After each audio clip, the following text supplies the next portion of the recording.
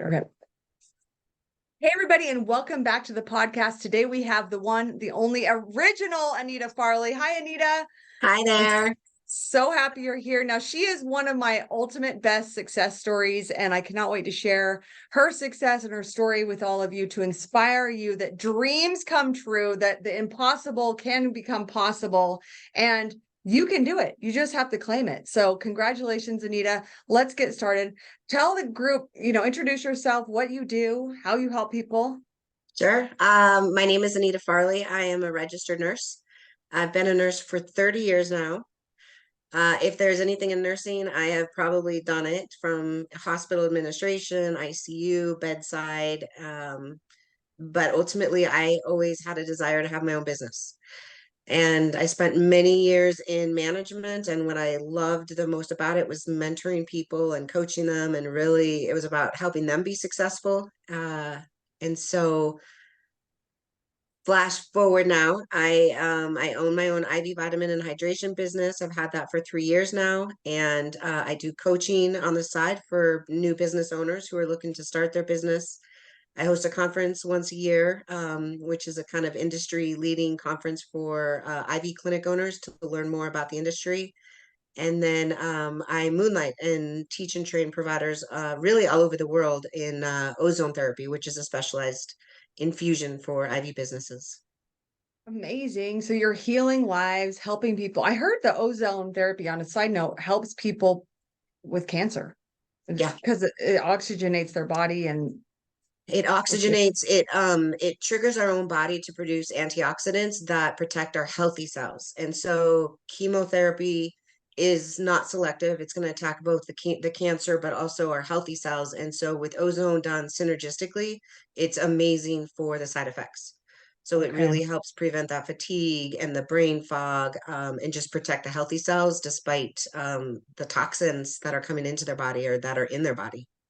Okay, that's good. That's a really good resource for everyone. I love that. So Mhm. tell us a little bit about where you were, because we worked together in two different iterations. So tell everyone where you were in the beginning and the iterations. Okay, so it's kind of I'll do a short, long version. Okay. I knew that I was ready to do something different. Um, I loved working in the hospital. I loved teaching and training new grads, bringing them up to, be confident nurses on their own. But I just knew in my heart, I knew God wanted me to do something bigger and different. And I started to consider becoming a coach, but I didn't know what I was going to coach on. I just knew that I liked helping people.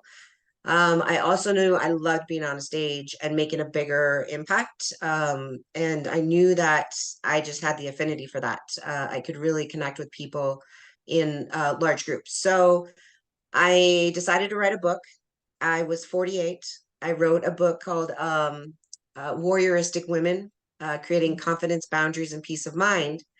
And from that book, I thought I was going to launch coaching in just helping women in general. And it was based in neuroplasticity. So I really had a methodology on what I was going to do and working with them and really helping them. And this was like in 2018. So it was really before neuroplasticity and rewire your brain was kind of a big deal.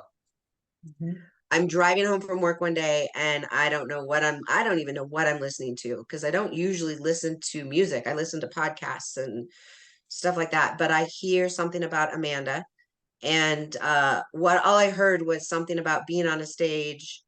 Um, and now I know it was Speak Your Way to Success, but at the time I just knew that it triggered me at the right time. Pulled over to the side of the road, immediately started listening to it. My kids are texting me from inside the house saying, "Why aren't you coming in, Mom?" And scheduled a call the next day, sitting outside. I was working hospice at the time and Mm. was really at this perplexion of I'm 48. I just launched a book. I didn't know I was in menopause. I knew I was ready to get out of the traditional healthcare world and do coaching, and had a conversation with one of your staff, enrolled in the program, was overachiever, had to do everything, be on everything, write everything, get all my stuff done. Life Best, stopped. best kind of clients, let's Yeah, admit. Yeah, I love the very go-getters. coachable. I was so Yes, eager and hungry for yes. it. Um, about 6 months later, my dad passed away. Life stopped for me, and shifted because my mom and dad, I had just spent a year working hospice 2 days a week so I could be home to take care of my dad. He was my person. And Mm. yeah, life happens. So I paused everything. And one of the things that I was vulnerable and shared with Amanda was one of the barriers that I could see me preventing from being successful was because I was also in a very tense marriage. Had been married for well, ultimately I was married 19 years with him, 23, but it was a lot of anxiety and stress at home, a lot of tension, and it usually I let it hold me back from doing ultimately what I have dreamed about doing. So a year after my dad passed, my husband and I finally agreed to complete the marriage and go our separate ways, amicably. Best thing for both of us. But meanwhile, I haven't touched any of Amanda's um, coursework in a year and a half at this Mm-hmm. point, and kind Mm-hmm. of just forgotten about what I really wanted to do. Um, divorce, rather than jump into a rebound relationship, I decided to start a business. Yeah. And that was my rebound. And I Smart. learned about IV vitamins and nutrition. I had been researching it quietly for a while. My husband was not in favor of it. And so the month after the divorce was final, I launched my own business and started this business and was doing my thing, was still managing an ICU, a CVICU, and a COVID ICU. Wasn't even thinking about Amanda or any of that at this time. I'm just in go mode now, finally chasing my dreams. Mm-hmm. Shortly after, I think it was about a year and a half after my business started, people were reaching out to me all the time asking me for help. Facebook messages, Instagram messages asking me if I could help them do the same thing. These were nurses primarily. So I had an idea of starting a course and coaching again, which kind of comes back full circle of where my heart initially was. And I partnered up with another gentleman who was marketing and sales person. We decided to host a conference in October of 2022 called IV Biz Bash. It was the first time ever for the industry. And with that, to launch a coaching program together for the nursing clinical side and the master or the marketing and sales side from his perspective. So I'm sitting on vacation, starting to work on my content, and Amanda pops into my Into head, my and I'm head, like, and I'm oh my gosh, I need to get a hold of Amanda because I actually don't know what I'm doing right now. It's all cobwebs now, everything you taught me. So yeah, I Mhm. reached out to you on there. It was July of last year, and the Too, yeah. conference was in October, and I was like, okay, crash course, help me get Yeah. ready. Yep. And a lot had changed in that time. Right? Yeah, you knew what you were doing and you were doing it and you were getting on that stage. And so what were some of your biggest breakthroughs from actually hosting that conference and then getting on stage? And because you hadn't been on stage before, had you? I mean, I taught classes at the hospital, but Hmm. no, nothing like Not for this. yourself. Yeah. Yeah, nothing like this. I mean, I worked at Mayo Clinic 20 years in Phoenix, and there was occasion where I might have done something didactically in front of maybe 200 or 300 nurses, but they Hmm. knew me. I knew them. Nothing like this. That was a work associated. Right. So, So how many people were at your conference? the conference for that one was 500. 500. Okay. And how did you feel going into it? Speaking in front of Petrified, 500 people? Petrified. petrified. Um, petrified. I'll never forget that day. I think I reached out to you the day before I was going to speak, and I was like, what have I gotten myself into? Like, Hmm. I didn't even know what to be or how to be. And I reached out to you and I'm like, Amanda, I need you. And we talked on the phone, and I will never forget the one thing that you said that made all the difference. That whole event, that whole weekend was you said, Anita, you're not up there for you, you're up there for them. True. Take you out of it. Be there for them and give them everything you have. fill them up. And that was it. Like That's it cool. just, I wasn't nervous anymore. I know what I'm talking about, and I know that I could deliver and add value and teach and educate.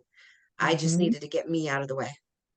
And didn't you really connect with a really special story of a moment of when you impacted someone with the craft of the IV vitamins? That you helped one of your clients, and then didn't you tell that story on stage? I'm trying to remember that story now. The woman who I think she was really, really sick and really, really beautiful, and she was super sick, and then I can't remember, maybe it's not as important, but and then you went and you basically helped her save her life because she was Oh my about to gosh. die. Okay. Okay. Yes. Yeah. There we go. COVID, height of COVID. I get a call to go do an infusion on someone who's sick. And they didn't want to tell us that she had COVID. Anyways, I go to the house. I walk in. She's in a back room. I'm managing a COVID ICU. So I'm extremely comfortable being around people. I'm wearing my N95. I'm wearing protection. So it's not like we're just willy-nilly, because this is really in the height. This was back like when Delta was at the height. Hmm. Took her vital signs, and her oxygen saturation was in the like 60s. Okay. Beautiful. Oh my gosh. She was well, she's still here. She is a beautiful human and soul. Um, she was decompensating fast and was absolutely not interested in going to the emergency room, was not going to the hospital, could not be just, it was not an option. She wasn't Wow. going. And she was very dead fast in that. So I looked at her husband and I was like, okay, we need some things here. And the first of all was we didn't have oxygen. We needed breathing treatments. She had not been taking any of her prescriptions that her nurse practitioner had prescribed for her, and their main living house was an hour away. They just came to Prescott this particular day to get an infusion because I thought that would help. Okay. So I sent her husband packing back down the hill to get her medications. Her nurse practitioner got on the phone with me. I talked to her about, clinically what she looked like, what we were going to do. I called my business partner and said, I need oxygen. Like, I don't know. She needs oxygen. So we borrowed some oxygen from someone until her husband got back with a concentrator. My business partner's dad had a nebulizer, so we had to give her breathing treatments. I did give Gosh. her some vitamins as an infusion, but there was a moment when her husband had left and it was getting dark in the house. And I walked to her room. The infusion was going very, very slowly, but I was giving her like as much vitamin C as I could give and what I could do to support her body with zinc and glutathione.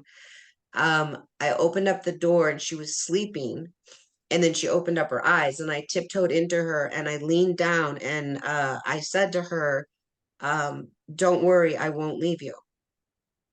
And then Mm. she squeezed my hand, and then I got up and I left. I'd been kind of keeping the door closed just out of precautions with COVID. Fast forward, she does well through the night. The next day I come back, her husband's get back, we get her all set up, we get her on a schedule. I write out when she needs to take her steroids and her different medications, her breathing treatments. I come back the next day, I give her a breathing incentive spirometer to help her get her lungs. And I'm, teaching them they need to get protein and out of bed and walking, and, she recovers, full Oh, recovery. that's amazing. About 3 months later, I'm at my shop. She walks in the door and I recognize her immediately. She hugs me and she said, do you have a moment for a story? Oh my And gosh. I said, yes. And she said, okay. And she's like, this might be heavy, but I need you to hear me out. And I said, okay. And she said, um, she's very devout in her Bible study. She feels that I can't remember how she called it, but she's very serious about her prayer life. Hmm. Um, she said that night, that day, first of all, she thought she was going to die. She really thought she was going to die. And she said, Anita, I was laying in this bed. Um, I was having a hard time breathing. And I kept asking God, God, if this is my time, take me now or be with me. But but I'm so afraid right now. I'm so afraid. And she said, right that minute, you opened the door and it was dark in my room, but all I could see was the light from behind you. Oh my And gosh. it was just like glowing. And she said, you came to my bed and you leaned down and you said, do Mm, not worry, I'm not leaving you. She said, praise the God. verse that God put in my heart just before you came in there is, I will not forsake you. And she said, I don't know if you remember saying that to me. And I said, the interesting thing is that I do remember saying that. And that is something in nursing that we're trained to never say, do not Mm, worry, mm, because we don't know. hmm Like that's giving false hope. Don't worry, everything will be okay. Like we're ingrained in this. At nursing, we hmm support and we love, but we never reassure in a way that's outside of our scope. And hmm I thought that is really interesting that I said to you, because that's not something I've ever said to a patient in my entire 30 years of nursing. Yes. And she's like, Anita, it wasn't you saying it. It was him speaking through you. Chills. God is Yep. so good. So you're right. I completely forgot about that story. And I told you that story that Hmm. day. Yes. And I told that story on stage. Yes. And what's interesting is I hadn't planned on talking about my faith or anything like that. That's always Hmm. that, do you go there or not kind of Right. thing. And I did go there. And I think what happened was that I authentically just connected with so many people at an energetic level that Yes. we just had that trust automatically. Yes. Well, that's like the Mhm, heart of what you do. So it's not even like a sales pitch or like that mhm, is just you emotionally connecting and seeing the heart of the work that you do, which is to help people mhm. and be this conduit. So amazing. So thank you for sharing again. I love that story and how you shared that. Like you were like, okay, I'm gonna share this. This is perfect.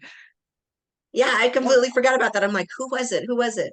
yeah. Yes, I can It's still see her. normal. Beautiful, blonde, beautiful. I can remember her fingernails, the white shirt she had on. Like, it's one of those moments that I'm there in a second and can Hmm. re-experience it. Yeah. So what were some of the results then from being on the stage? Like what did you guys offer? And then how many people did you enroll? What was the price point of what you offered, if you don't mind sharing? So we offered a 12-month coaching program. It was a combination of online self-learning modules. Some of those were mine, which I created from the clinical perspective on being a nurse and how you do infusions, what supplies you need, order management, documentation, all of that clinical side. And then Chris's side was more on marketing and sales, language that nurses don't have. Mhm. And so we call it peanut butter and jelly. So the two of those courses they got access to. Then we had every Wednesday a live training with different topics. So every Wednesday for the last 12 months, whether it was a clinical presentation or sales or a business mindset or whatever. And then every Friday we have group coaching. Oh, And so perfect. group coaching is an hour and that is interactive. The Wednesday trainings are not interactive, it's webinar based. So they're just Okay. learning, and all of those went into a vault for future use for the Nice. next group. Um, our coaching, like I said, was an hour every week, and then they could get quarterly one-on-one with myself and Chris. Nice. So the price point for the program was 28,000. Hmm. Depended if they paid cash or if they financed it. It was up a little bit more if they financed it. And we had Hmm. a finance company that was there on site to help them process and apply for that. We ended up selling 25 people into it So out of that weekend. 500, yeah. So that's amazing. And then how did that feel for you to be able to probably never be able to, you never did that to having that result? Surreal, Yeah, I totally bet. surreal, totally surreal. I I know getting into the coaching business, one of the biggest barriers of entry is first of all putting yourself out there and then also proving that you're credible. Like I know, and if you could go talk to every nurse that I ever managed knows who I am as a coach and a mentor. But how do Mhm. you tell somebody who's completely new to me to trust me with this and this such a large investment? And it was just through a lot of belief and definitely hard work, but um believing in myself, knowing that I could make a difference. Like 100% I knew, and I know I've made a difference to people in so many different ways. And Yeah. so now that was kind of, we call it like that was our testing ground, because we didn't have any credibility. They're like, who's Mhm. Anita and Chris? What the heck is this? Where did you come from? And now Mhm. this year, going into the next year, we've changed it a little bit, but now we have a full year of credibility. We're going to do a client success panel. People are going to talk Yes. about their 12 months and what they got out of the program. So that when we pitch this next year's program, now we're not as like, I mean, people are like, why should I give you my money? I don't even Right. know you. Right. Amazing. So yeah, you have the credibility. And so what would you say to people who were, oh, I want to work with Amanda? Like, what would your suggestion be? Oh, for Feedback to sure. them? Like, working with you, the thing is that when you would do our coachings with us, when you would talk to us, and I would listen and be hearing what other people, because when you're doing group, you may not even know that that's a question you have until someone else asks it, and then Yes. you hear that question and you're totally relating to it.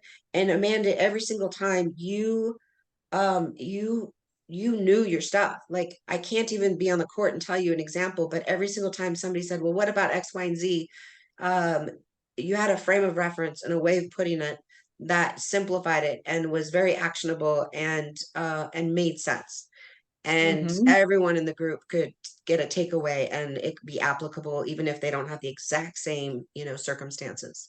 Yeah. So always super helpful to do those live coachings with you and to talk to you about anything. Yeah. So good. Well, thank you. Well, how can we get a hold of you or follow you? I know you have your Biz Bash coming up soon. Yeah, we have our Ivy Biz Bash this year is October 13th through 15th in Austin, Texas. Mhm. So the audience is really people who have IV hydration businesses, or their providers, chiropractors, naturopaths, physicians that want to add IV therapy, or we're also moving in the direction of biohacking technologies, whether it's red light therapy, PEMF chairs, hyperbaric chambers, cold therapy. And so that's the IV Biz Bash this year. And then just reaching out to me one on one. We do have the big coaching program that we launched there at that, but just reaching out. I do a lot of one on one coaching, finessed it over the year, because what I've really realized is that people need a lot of help in the first like 60 to 90 days and not so much later. Yeah. So now working with people, we get on the call, we talk about what do they know, what do they not know, what do they need to do. I have an online course I can take them through, and then after that, I set up time to just do power sessions. Like, I know the answer, I just don't want to overwhelm them with the information. So Yes. we do like strategic power sessions where we start like, let's not overwhelm the process and trust, I'll give it to you when you Mhm. need it. So reaching out to me on Instagram is the easiest way. It's Okay. my name, Anita Farrelly, RN, Okay. at the end of it. And it looks like it's pronounced fairly, but it's Right. Farley, Farrelly. Two R's, T L's, two L's. Yes. Two R's, two Excellent. L's. And then RN. Okay. Well, thank you, Anita. Congratulations on your success and following your dreams and making this happen and giving Thank other you. people the light that they can do this too. Hmm. So, Well, and that's my whole thing. It's all about confidence. If you're yep. not confident and sure, if you've never done it before, that's what I'm super passionate about. That you this therapy does help people, and so first building that belief in what it is you're getting into, but believing, and then yourself being able to take it through. And so those are the two main things that I work on with everyone. So good. All right. Well, give her a hand, everybody. Give her a hand, give her a hand, give her a hand. Thank We you, like to thank celebrate you. around here. And comment below. I'm next. If you're next, say I'm next. I'm And next. I'm next. All right. Thank you, Anita. And everybody watch the next video. Be sure to join the upcoming masterclass, Speak and Grow Rich masterclass.com. It's a live masterclass happening this week, and I will see you there. All right, Anita, thank you. Thank you. See you in the next video, guys. Bye.